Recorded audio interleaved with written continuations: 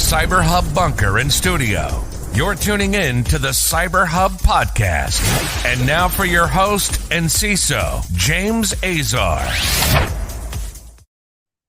Well, good morning, everyone. Live Tuesday, August 16th, 2022. I hope you guys are having a wonderful, magnificent, amazing week. We've got a packed show today with the Twilio fallout continuing, a new OT attack, a critical Zoom patch, and a few different news from Microsoft, all in the realm of good taste. So, good morning to Brent, Reggie, bonjour, Monsieur Andrew, comment allez-vous? Bonjour, comment ça va? All right, that's the extent of my French for this morning.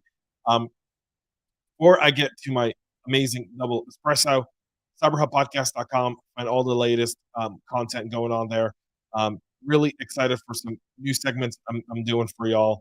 2-3 minute segments you guys are really going to enjoy. I honestly think so. So those are coming real soon. So make sure to go check them out. CyberHubPodcast.com, where you'll be the first to know all about those. All right. Before we get into this morning's show, my double espresso, amazing, nice line of foam here. Coffee cup, cheers.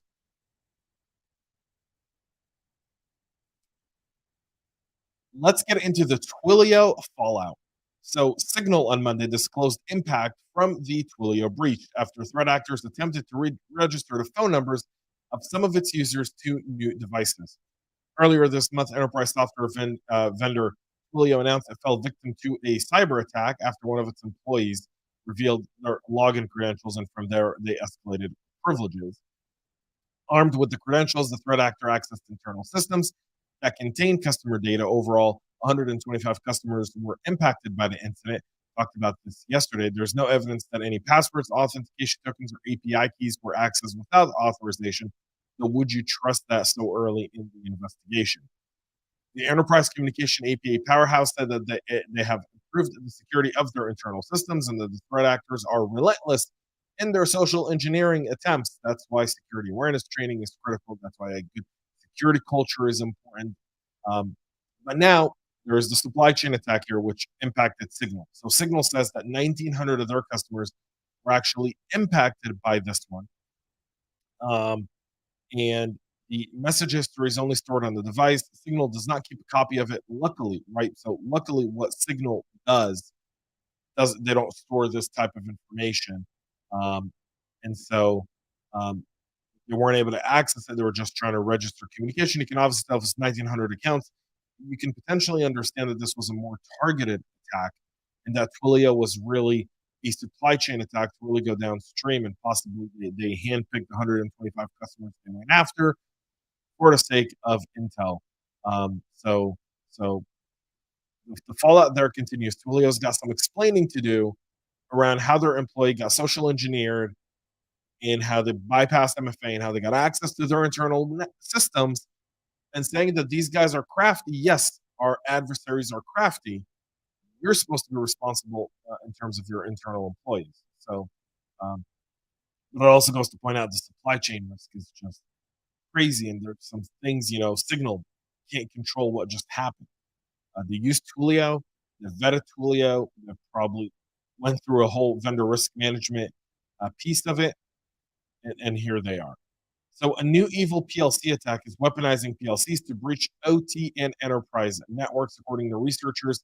The elaborated novel attack technique that weaponizes programmable login controllers to gain an initial foothold in engineering workstations, subsequently invade the operational technology networks.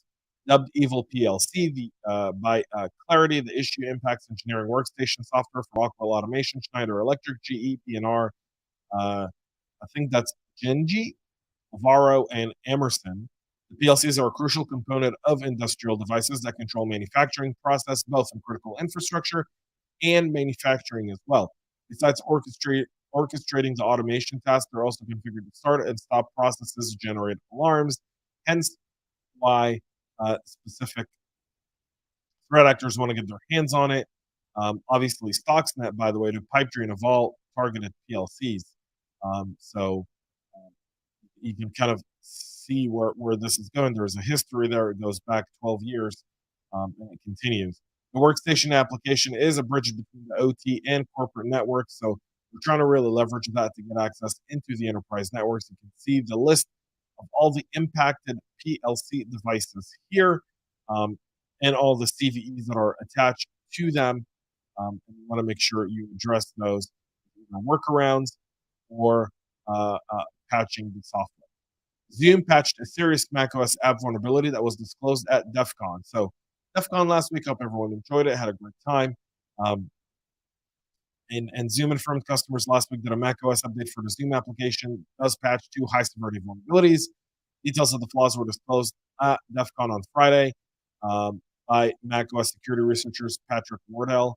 Wardell, who's the founder of the Objective-C Foundation, a nonprofit that provides free and open source macOS security resources, showed how a local unprivileged attacker could exploit vulnerabilities in Zoom update process to escalate privileges to root. That's now been patched. Well done by Patrick, number one. I'm sorry I missed DEF CON. Black Hat. Really, I'm more sorry I missed DEF CON. So, hoping to be able to be there next year. And can't wait to see some of y'all there as well. Microsoft blocks a UEFI, a UEFI bootloader enabling Windows secure boot bypass. So a bit old news, this specific story, but a good one, right? So bootloaders, and the reason they're going after the unified extensible firmware interface is because that's how they beat the signature. It becomes a known process, a trusted process. Most EDRs, most antiviruses don't scan those processes. They're not looking for those signatures. And that's why you see this being a target. So the device is powered on, the firmware bootloaders come in, and that's where they're able to boot their malware and get in there. 3 Microsoft approved Wi-Fi bootloads were found to bypass the Windows secure boot feature and execute unsigned code. Those are the New Horizon, DataSys, the CryptoPro SecureDisk, and Eurosoft, all bypassing that. So definitely something to keep an eye on, and make sure that your policies around Windows security are in place. Also from Microsoft, they've disrupted a Russia-linked hacking group targeting defense and intelligence organizations. Microsoft yesterday published details about a suspected Russian hacking group that has carried out cyber espionage attacks against government organizations, think tanks, and defense contractors in NATO's countries since at least 2017. The MSTIC also said it's taking actions to disrupt campaigns launched by the group, which is called Seed Borgium. They're also referred to as Callisto, TA446. Let's give them 722 names.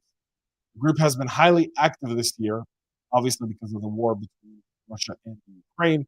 Researchers at Google said they observed the group using Gmail accounts to send phishing messages to government and defense officials, politicians, NGOs, think tanks, and journalists. And Reuters reported the group was behind the hack and leak operation to try to build a narrative around a high-level Brexit proponent planning a coup. In addition, they're targeting primarily NATO's countries. Their method of attack is actually very, very follows the Lockheed Martin kill chain. Extensive reconnaissance before launching a campaign.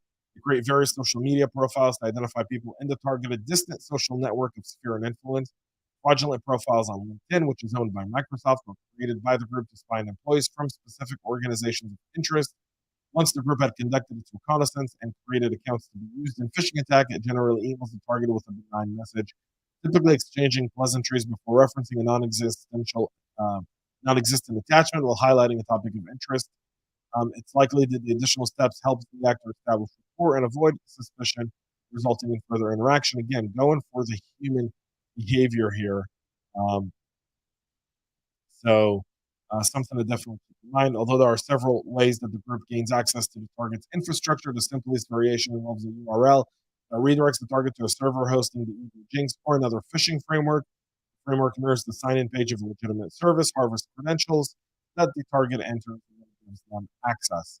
From there, they set up data collection, persistent data collection from email accounts and mailing lists, obtaining access to people of interest, and so forth. So you can tell the Russians are getting pretty savvy. Folks, that's it for our show today. We'll be back with a whole lot more tomorrow. Until then, have a great rest of your day. Please make sure to subscribe. Please make sure to give us a follow, like, thumbs up, share. and comment below if you've got any stories, or, by the way, anything that you want us to look into, you want me to look into, want me to maybe cover. DM me on LinkedIn or comment on our YouTube channel, and we'll gladly take a look at that. Till then, have a great rest of your day and stay cyber safe.